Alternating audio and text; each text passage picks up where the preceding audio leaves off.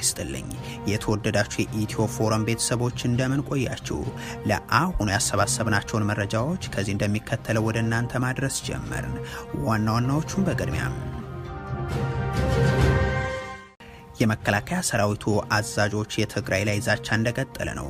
የሜካናይዝድ የክፍለ ጦር አዛዥ የሆኑት ሰው ወያኔ ያሉትን ኃይል ወልቃይት ላይ ሆነው ሲሰድቡ ተሰምቷል። ከሰሞኑ ዘውዱ በላይና አዳምነህ መንግስት የተሰኙ ሁለት ጀነራሎችም እንዲሁ ለአራተኛ ዙር እየተዘጋጁ ነው፣ ውጊያው የቴክኖሎጂ ነው ወዘተ የሚሉ ፉከራዎችን አሰምተው ነበር። ሰሙታላችሁም። ኤርትራ በኢትዮጵያ ውስጥ በብዝበዛ ተግባር ላይ ተሰማርታለች ሲል የብልጽግናው የውጭ ጉዳይ ሚኒስቴር ገለጸም። የኤርትራውን ፕሬዝዳንትና የኤርትራ ልሂቃንን በወራሪነትና በዘራፊነትም ከሷል። ዝርዝሩ ተዘጋጅቷል። የቻይና የማዕድን አውጪዎች ከወታደራዊ አመራሮች ጋር በመሆን በትግራይ የሚያከናውኑት ህገወጥ የወርቅ ማውጣት ስራን የተመለከተው ሪፖርት ወጥቷል። ይህ በእንዲህ እንዳለ ኮሚሽኑ የኤርትራና የኢትዮጵያ ኃይሎች $5 ቢሊዮን የሚገመት ጉዳትን በትግራይ መሰረተ ልማት ላይ ማድረሳቸውን በጥናቱ አረጋግጧል። ተጨማሪውን ይዘናል። 57,000 ኤርትራውያን ወደ ኢትዮጵያ መሰደዳቸውን አንድ ጥናት አመለከተም። የኤርትራው አገዛዝ በተለይም የአፋርን ህዝብ በልዩ ሁኔታ ጥቃት እየሰነዘረበት ነውም ተብሏል። ሌላኛው መረጃችን ነው። በቤንሻንጉል ጉሙዝ ክልል የጦር ማሰልጠኛ እየተከፈተላቸው ያሉት የጦር አዛዥ ምንም አይነት መሳሪያ እንዳይደርሳቸው የሚያደርግ እርምጃ እንዲወሰድባቸው የአሜሪካው የውጭ ጉዳይ ሚኒስትር ጥሪ ያቀረቡ። የአብይ አህመድና የሄሚቲ አለቃ እንደሆነች የሚነገርላት የተባበሩት አረብ ኤምሬቶችም እየተወገዘች ነው። የተወደዳችሁ የኢትዮ ፎረም ቤተሰቦች አብራችሁን ስትቆዩ እነዚህን እና ሌሎችንም መረጃዎችን ትሰማላችሁ። ሰናይ ቆይታ ይሁንላችሁ።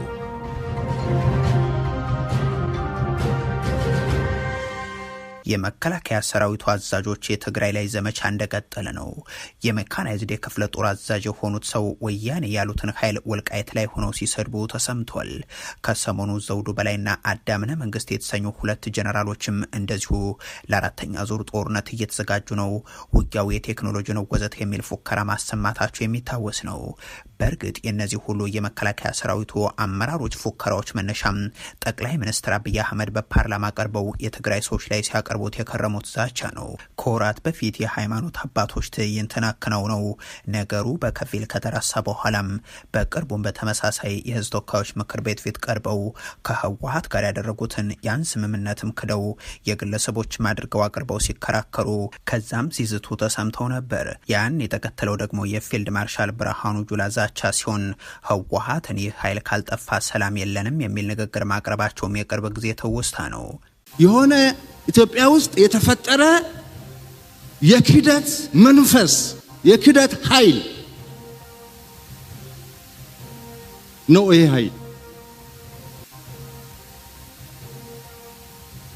ይሄ ኃይል እስካልተነቀለ ድረስ ኢትዮጵያ ሰላም አታገኝም። ይህንን ተከትለው የተለያዩ ጀነራሎች የሚያሰሙት ዛቻ መቆሚያ አላገኘም። ትናንት በወልቃይት ቀጠና ሲናገሩ የተደመጡት በመከላከያ ሰራዊቱ የ5ኛ ሜካናይዝድ ክፍለ ጦር ዋና አዛዥ የሆኑት ብርጋዴር ጀነራል መልካሙ በየነም አንዱ ናቸው። የፋኖ ኃይሎችን ዘራፊዎች፣ የትግራይ ኃይሎችን ደግሞ ወራሪዎች ሲሉ የሰየሙት እኒህ ሰው ወልቃይት ለዳግመኛ ጭቆና እንዳይዳረግ በዘራፊዎችና ወራሪዎችም ላለመበላት ራስን ማዘጋጀት ግድ ይላል እያሉም አቅርበዋል። ትናንት ሰሜን ዕዝን የካድና የወጋ ነው ሲሉ የገለጹትና በስም ወያኔ ሲሉ የጠሩትን አካልም እኛን ለማሳነስ ከግብረ አበሮቹ ጋር በመሆን እየሰራ ነው የሚል ውንጀላም አስከትሏል። እንዲህ ያለው የመከላከያ ሰራዊቱ አዛዦች ዛቻና ክስ ከሰሞኑ የተደጋገመ ነው። የሰሜን ዕዝ ምክትል አዛዥ ሆኖ በሚሰሩበት ወቅት ከትግራይ ኃይሎች ጎን ተሰልፈው የብልጽግናውን አገዛዝ ለመዋጋት ቃል ከገቡ በኋላ የጦርነቱን አዝማሚያ ገናይተው ራሳቸውን እንደ ምርኮኛ ቆጥረው የነበሩትና በተለይም በ2013 መነጋገሪያ የነበሩት ሜጀር ጀነራል አዳምነህ መንግስቴ ከቀናት በፊት ከወደ ትግራይ ለአራተኛ ዙር እየተዘጋጁ ነው የሚል ገለጻ አቅርበው እንደነበርም ይታወቃል። በሱልጣን ሱስ የተጠመዱት አሁንም ለአራተኛ ዝግጅት እያደረጉ ነው። በፕሪቶሪያ ስምምነት ቃል የገቡትንም እያፈረሱ አሁን ደግሞ አዳዲስ ሙዚቃ እያወጡ እየዘፈኑ ያሳያል። ሌላኛው ጀነራል ደግሞ የማዕከላዊ ዕዝን የሚመሩት ሌተናንት ጀነራል ዘውዱ በላይ ናቸው። እኒህ አዛዥም እንደዚሁ ከቀናት በፊት አሁን ውጊያችን የቴክኖሎጂ ነው ወዘተ እያሉ ሲዝቱ መደመጣቸውን መዘገባችን አይዘነጋም። ዓለም ይስማ፣ እናውቃችኋለን፣ አብረን ያደግነው፣ እንተዋወቃለን፣ እኛ ልታታሉልን አትችሉም። ዛሬ 83 አይደለም፣ ዛሬ ሌላ ነው እንድታውቁ እንፈልጋለን። እናንተ ስትዘጋጁ እናንተ አኩረባሰሩ ዝም ብለን አናይ። ዛሬ ፈከር አይደለም፣ በፈከር አይደለም ውጊያ በሳይንስ ነው። ፈከራ አይተው ዳግመኛ ትግዱን። እኛ ለትልቅ ጉዳይ እየተዘጋጀን ነው፣ ረፉልን። እንዲህ ባለመልኩ ተከታታይነት ባለውና በተቀናጀ ሁኔታም ህዝባቸው ጋር ዳግም ጦርነት ለመግባት ሲዝቱ የሚውሉ የብልጽግናው የሲቪልና ወታደራዊ አመራሮች በሌላ በኩል ደግሞ ከሌላ ወገን ለጦርነት እየተዛተባቸው እንደሆነ ሲገልጹ መስማት እንቆቅልሽ የሚሆነውም በዚህ ምክንያት ነው። ኤርትራ በኢትዮጵያ ውስጥ በብዝበዛ ተግባር ላይ ተሰማርታለች ሲሉ ጌዲዮን ጢሞቴዎስ ተናገሩ። የውጭ ጉዳይ ሚኒስትሩ የኤርትራው ፕሬዝደንትና የኤርትራ ልሂቃንን በወራሪነትና በዘራፊነት ከሷል። ጠቅላይ ሚኒስትር አብይ አህመድ ከጥቂት ዓመታት በፊት በኢትዮጵያ ፍቅር ያበዱና የነደዱ ናቸው እያሉ ሲያወድሷቸው የነበሩትን የኤርትራውን ፕሬዝደንት ከቅርብ ጊዜያት ወዲህ ደግሞ ኢትዮጵያን በማተራመስና በመዝረፍ የሚታወቅ ባህሪ ያላቸው ናቸው እያሉ በመናገር ላይ ናቸው። ከጥቂት ዓመታት በፊት በጋራ ሆኖ በኢትዮጵያ ውስጥ በግድያ በዝርፊያና ባስገድዶ መድፈር ዘመቻ ላይ የዘመቱት አብይና ብልጽግናዎች ኢሳያስም ይሁን ሻቢያን መተቸት ወንጀል አድርገው ከመፈረጃቸውም በላይ ኤርትራን ሰልላቸዋል በሚል የኢትዮጵያ የደህንነት መስሪያ ቤት ሰዎች እያሰሩ እንደነበርም አይዘነጋም። በ1990 ዓ.ም የተፈጸመውን የሻቢያን ወረራንም ኢትዮጵያ ላይ የተከፈተ ሳይሆን በትግራይ ላይ የተካሄደ እንደሆነ አድርገው ሲናገሩ እንደነበር የሚዘነጋ አይሆንም። ሻቢያ ወረራ መጥቶ ሻቢያን አሸንፈን ከውድቀት ከሽንፈት አድነናቸዋል። እንዲህ እያሉ ይናገሩ የነበሩት የኦህዴድ ብልጽግና ገዢዎች የኤርትራ ሰራዊት ከተቆጣጠራቸው የኢትዮጵያ ግዛቶች እንዲወጣ አድርጉ በሚል በተባበሩት መንግስታት በአውሮፓ ህብረትና በአሜሪካ ጭምር ይጠየቁ የነበረ ቢሆንም መልሳቸው ግን ኤርትራ የያዘው የራሱን ግዛት ነው የሚል ነበር። አሁን ደግሞ የውጭ ጉዳይ ሚኒስትራቸው ጌዲዮን ጢሞቴዎስ ፕሬዝደንት ኢሳያስና ቡድናቸው በ1990 ኢትዮጵያን ከመውረሩ በፊት በዝባዥነት እንደነበረው አሁን በሰሜን ኢትዮጵያ ግዛቶችን ተቆጣጥሮ እንደሚገኝ ሲናገሩ ተሰምቷል። ኤርትራ የኔ ብቻ ኢትዮጵያ ግን የጋራችን የሚለው የበዝባዥነት ፖሊሲ እንደሚከተልም አንስቷል። The Eritrean governing class believes that Eritreans have a stake in the Ethiopian economy. የኤርትራ ገዥ መደብ በኢትዮጵያ ኢኮኖሚ ውስጥ ድርሻ ላይ ብሎ ያምናል። ይህም ኤርትራ የብቻችን ኢትዮጵያ የጋራችን ከሚል እሳቤ የሚመነጭ ነው። ይህ ደግሞ ችግር ሲፈጥር የቆየ አስተሳሰብ ነው። በ1990 ጦርነት ከመካሄዱ በፊትም ዘራፊነትና በዝባዥነት በርክቶ ነበር። አሁንም ያንኑ እየደገሙ ነው። Also be heard loud and clear even today. የብልጽግናው ገዢዎች የኤርትራ ሰራዊት የኢትዮጵያ ግዛትን ተቆጣጥሮ እንደሚገኝ ሲናገሩ ተደምጠው አይታወቅም። ከዳንኤል ክብረት እስከ ዛደጋ ብርሃ ከአብይ አህመድ እስከ ብርሃኑ ጁላ ይህንኑ ክህደት ሲፈጽሙ ከመቆየታቸው ባሻገር ኤርትራንና ፕሬዝደንቱን ሲያወድሱም ነው የሚታወሱት። ወደ ይፋዊ ፕሮፓጋንዳ ጦርነት በገቡበት በአሁኑ ወቅት ግን የኤርትራን መንግስት የኢትዮጵያ ጠላቶች ሁሉ መሳሪያ ይሉታል። Tendency of the Eritrean leadership to present itself የኤርትራ መንግስት በኢትዮጵያ ላይ ጥላቻ ላላቸው ኃይሎች ሁሉ መሳሪያ ሆኖ የሚያገለግል ነው። የኢሳያስ ዶክትሪን የሚባል ነገር አለ። ይህ ዶክትሪን ኤርትራን ለማጽናት ኢትዮጵያን ጤና መንሳት የሚል ነው። ይህ ከ30 ዓመታት በላይ የኖረ ነው። Ethiopia's insecurity. የኢሳያስ አፈወርቂ አስተምሮ ይህ ከሆነ ታዲያ ኢትዮጵያን ለማተራመስ ለምን ጋበዛችሁት? ስለምን ስለ ኢትዮጵያ የሚያስብ ኢትዮጵያዊ የሚወድ ነው ስትሉን ቆያችሁ ለሚለው ጥያቄ የጌዲዮን ጢሞቴዎስ ንግግር የሰጠው ማብራሪያ ግን የለም። እጅግ የተወደድክና የተከበርክ በኢትዮጵያ ሕዝብ የተናፈክ የሀገር ኤርትራ ፕሬዝዳንት ወደ መድረክ መጥተህ ለሕዝብህ መልእክት እንድታስተላልፍ በታላቅ አክብሮት እጋብዛለሁ። ኢሱ ሲባሉ ቀልቼ ነው። ፕሬዝዳንት ኢሳያስ በሩቅ ከማቃቸው ከምገምታቸው በጣም በተለየ መልኩ ለኢትዮጵያ ሕዝብ ትልቅ አክብሮት፣ ፍቅር ያላቸው የኢትዮጵያ ሰላም፣ የኢትዮጵያ ልማት የሚያስጨንቃቸው ብልጽግና ሻቢያን ጋብዞ አብይ አህመድ ኢሳያስ አፈወርቂን ጠርተው 1 ሚሊዮን የሚደርሱ ኢትዮጵያውያንን ለሞትና 30 ቢሊዮን ዶላር የሚገመት ሀብት ለውድመት መዳረጋቸው፣ ይህንን በማድረጋቸውም ሲያመሰግኗቸው እንደሚኖሩ መናገራቸው አይዘነጋም። የቻይና ማዕድን አውጪዎች ከወታደራዊ አመራሮች ጋር በመሆን በትግራይ የሚከናወነው ህገወጥ የወርቅ ማውጣት ስራን የተመለከተው ሪፖርት ወጥቷል። ይህ በእንዲህ እንዳለ ኮሚሽኑ የኢትዮጵያና የኤርትራ ኃይሎች 5 ቢሊዮን ዶላር የሚገመት ጉዳትን በትግራይ መሰረተ ልማት ላይ ስለማድረሳቸው በጥናቱ አረጋግጧል። በአንድ ወቅት የጦርነት ማዕከል የነበረው አሁን ደግሞ የውጭ ኩባንያዎች ከወታደራዊ አዛዦች ጋር በመሆን ህገወጥ የማዕድን ማውጣት የሚከናወንበት የትግራይ ክልል ይላል ግሎብ ኤንድ ሜል ላይ የሰፈረው ጥናታዊ ሀተታም ከካናዳ ጭምር የአካባቢ ልማት ፍቃድ ያገኙ እንደዚሁም የገንዘብ ድጋፍና በማሽነሪ የታገዙ ቻይናውያን ማዕድን አውጪዎች ከወታደሮች ጋር በመሆን በህገወጥ የማዕድን ማውጣት ስራ ላይ ተጠምደዋል ሲልም ጥናቱ ያትታል። ቦታዎቹ የሚጠበቁት ግዙፍ የኮንትሮባንድ መረቦችን በሚቆጣጠሩ የጦር አመራሮች ሲሆን ይህ ህገወጥ ንግድ በጦርነት በወደመው ክልል ውስጥ ተጨማሪ አለመግባባትና ግጭት ምንጭ የሆነ ስለመሆኑም ያነሳል።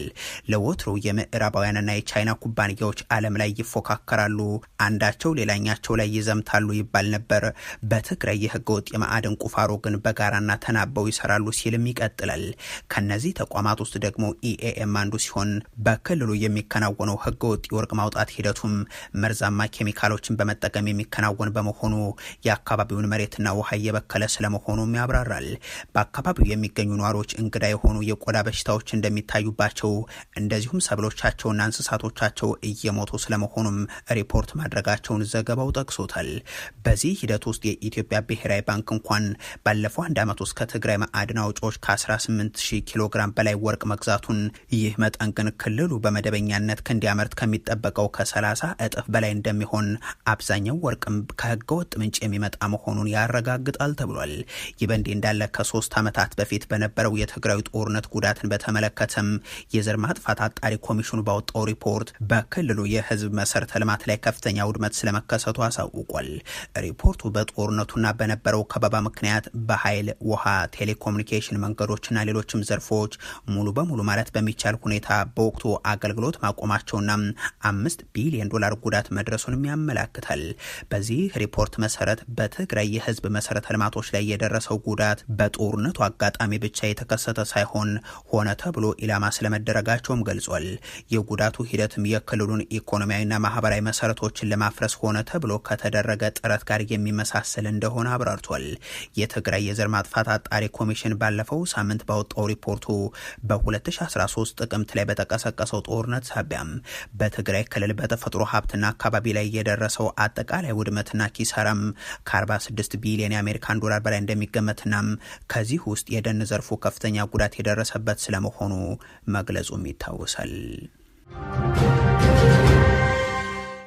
57,000 ኤርትራውያን ወደ ኢትዮጵያ መሰደዳቸውን አንድ ጥናት አመለከተም። የኤርትራው አገዛዝ በተለይም የአፋር ህዝብን በልዩ ሁኔታ ጥቃት እየሰነዘረበት ነው ተብሏል። በሀገሩም ሆነ በጎረቤት ሀገራት ዜጎች ላይ ጥቃትን በመፈጸም የሚታወቀው የአስመራው መንግስት በዛች ሀገር የሚኖሩም የአናሳ ብሔር አባላትን በተለየ ሁኔታ እየበደለ ነው ሲል ሪፖርቱን ያስነበበው ጄኖሳይድ ዎች ነው። ከአናሳ ብሔር በወጡ ገዢዎች እንደሚመራ የሚነገርለት የኤርትራው ሻዕቢያም በሌሎች አናሳዎች ላይ ጥቃትን በመፈጸሙም 57,000 ዜጎች ወደ ኢትዮጵያ እንዲሰደዱ ምክንያት ሆኗል ተብሏል። ተቋሙ ባወጣው ሪፖርትም የኤርትራ አፋሮች እጅግ መድሎ ከሚደርስባቸው የማህበረሰብ ክፍሎች መካከል ዋናዎቹ ናቸው ያለ ሲሆን ይህም አገዛዙ በአስመራው መንግስት ከሆነበት ዘመን የሚጀምር ነው ብሏል። የኤርትራ መንግስት የአፋር ማህበረሰብን ከጥንት መኖሪያው እያፈናቀለም መተዳደሪያውን የአሳ ማጥመድን ስራ እየነጠቀም የጅምላ ስርዓቶችን እየፈጸመ ቀጥሏል ሲልም አትቷል። በኤርትራ ውስጥ የሚገኙ አናሳ ብሔሮች ሁኔታ አሳሳቢ ነው ያለው ጄኖሳይድ ዎች መንግስት በይፋ 4 ሃይማኖቶችን ብቻ እውቅና እንደሚሰጥ አስታውሶ ሌሎችን ግን ያስራል፣ ያሳድዳል፣ እንደዚሁም ሃይማኖታዊ ነጻነታቸውን ይገፋልን ብሏል። ተቋሙ በኤርትራ ሰፊ የሰብአዊ መብት ጥሰቶች መኖራቸውንም ገልጾ ለአብነትም በተቋሚዎችና በአናሳ ብሔሮች ላይ የሚፈጸም ጥቃት፣ የመገናኛ ብዙሃን ገደብ ይጠቀሳሉ። የዚህ ሁሉ ምክንያትም ስልጣን በፕሬዝዳንት ኢሳያስ አፈወርቂ እጅ ስር ብቻ መከማቸቱ ነው ብሏል። ጄኖሳይድ ዎች ኤርትራ ከኦህዴድ ብልጽግና መራሹ አገዛዝ ጋር ሆነም በሰሜን ኢትዮጵያ በፈጸመችው ወንጀል በዓለም አቀፉ ፍርድ ቤት ተጠያቂ መሆን አለባት ሲል ምክረ ሀሳቡን አስቀምጧል። ተቋሙ ቃል በቃል ባስቀመጠው ምክረ ሀሳብም አሜሪካ ወይም የተባበሩት መንግስታት ድርጅት አባል ሀገር ኤርትራና ኢትዮጵያም በትግራይ ጦርነት ወቅት ለፈጸሙት የዘር ማጥፋት ድርጊት ክስ እንዲመሰርቱ እንደዚሁም በኤርትራ ውስጥ የሚፈጸሙ የሰብአዊ መብት ጥሰቶችን እንዲመረምሩ ጉዳዩንም ወደ ዓለም አቀፉ ፍርድ ቤት አይሲጄ ሊያቀርቡት ይገባል ሲል አሳስቧል። ጄኖሳይዶች ኤርትራ ሰራዊቷን ከትግራይ እንድታስወጣ እንደዚሁም ለሁሉም ዜጎች በተለይም በሃይማኖትና በጾታና በብሔር አናሳ ለሆኑ የማህበረሰብ ክፍሎች ጥበቃ በማድረግ የሃይማኖት፣ የመናገር፣ የመሰባሰብና የመምረጥ ነጻነቶችን እንድታረጋግጥም ጥሪ አቅርቧል።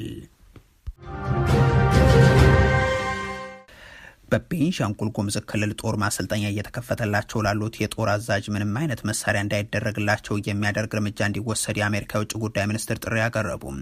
የአብይ አህመድና የሐሚቲ አለቃ እንደሆነች የሚነገርላት የተባበሩት አረብ ኤምሬቶች እየተወገዘች ነው። የተባበሩት አረብ ኤምሬቶች ለብልጽግና ገዢዎች በሰጠችው ትዕዛዝና የገንዘብ ድጋፍ በቤንሻንጉል ጉሙዝ ክልል ሚንጊ ወረዳ 10 ሺዎችን የሚያሰለጥን ማዕከል እየከፈተች ስለመሆኑ ከቀናት በፊት መዘገባችን አይዘነጋም። ይህ ማዕከል የሚያገለግለው ደግሞ በዓለም አቀፍ ተቋማትና የመገናኛ ብዙሃን በጄኖሳይድ እየተከሰሰ ያለው የሱዳን ሚሊሻ ጦርን በመተማ አቅጣጫ ወደ ካርቱም ጥቃት እንዲከፍት ለማስቻል ነው። ይሁን እንጂ በሚሊሻው ኃይል ላይ የሚደረገው ጫና ቀጥሎ ታጣቂ ኃይሉ ወታደራዊ መሳሪያዎች የሚያገኝበት ምንጭ እንዲገታ አሜሪካ እየጠየቀች ነው። የአሜሪካ የውጭ ጉዳይ ሚኒስትር ማርኮ ሩቢዮ በኤልፋሽር በጅምላ ግድያ የተከሰሰው የሱዳን ፈጥኖ ደራሽ ኃይሎች ጦር መሳሪያ አቅርቦት እንዲቋረጥ ዓለም አቀፍ እርምጃ እንዲወሰድ ጥሪ አቅርበው ቡድኑ የሚፈጽማቸው ወንጀሎችንም ዘርዝሯል። በካናዳ በተደረገው የቡድን 7 የውጭ ጉዳይ ሚኒስትሮች ስብሰባ መዝጊያ ላይ ሩቢዮ አርኤስኤፍ በሲቪሎች ላይ ግድያ፣ አስገድዶ መድፈርና ወሲባዊ ጥቃትን ጨምሮም ስልታዊ ጭካኔዎችን ፈጽመዋል ብለዋል። በዳርፉር ክልል ውስጥ የሚኖሩና አረብ ያልሆኑ አፍሪካውያን ጎሳዎች በሐሚቲ ታጣቂዎች ኢላማ መደረጋቸውንና ይህም እንደ የዘር ማጥፋት እንደሚቆጠር አሜሪካና የሰብአዊ ቡድኖችም ይገልጻሉ። ሩቢዮ በኤልፋሽር በተፈጸመውና ጭካኔ የተሞላበት በሚል የተገለጸውን የሐሚቲ ኃይሎችን ጥቃት ሴቶችና ህጻናት ኢላማ የሆኑበት ነው ሲሉ የገለጹ ሲሆን እነዚህ ጥቃቶች በፍጥነት እንዲቆሙ መደረግ አለበት ብሏል። ለማስቆም የምንችለውን ሁሉ እናደርጋለን፣ አጋር አካላት ከኛ ጋር እንዲሆኑ አበረታተናል ሲሉም ነው የተደመጡት። የመሐመድ ቢን ዛይድ መንግስት የአርኤስኤፍ ዋና የጦር መሳሪያ አቅራቢ እንደሆነ በዓለም አቀፍ ተቋማት በኩል ተረጋግጦ ተደጋጋሚ ውንጀላዎችና ውግዘቶች ቢደርሱም ማርኮ ሩቢዮ ግን ሀገሪቱን በይፋ ከመተቸትና ከመጥራት ተቆጥበዋል። የተወደዳችሁ የኢትዮ ፎረም ቤተሰቦች ለአሁን ያሰባሰብናቸው መረጃዎች ይህንን ይመስሉ ነበር። አበቃን። ቸር ያሰማን።